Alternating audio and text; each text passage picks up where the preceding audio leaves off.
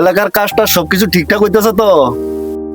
Chairman সাহেব, কোনো চিন্তা করেন না, উত্তরপাড়ার যে রাস্তাটা দিছিলেন দায়িত্ব আমারে, এটা মোটামুটি হয়ে গেছে গা, একটু সমস্যা হয়েছিল, কিন্তু চিন্তা করেন না, হয়ে যাবো গা।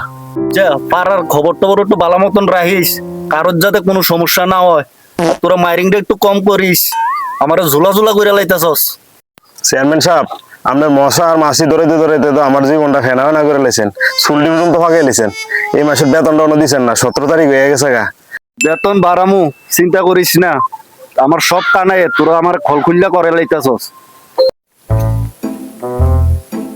চেয়ারম্যান সাহেব, একটা কথা কইতাম, আমার একটা খুবই দরকার, একটা অন্ধের ভাতা আমার কইরা দেন।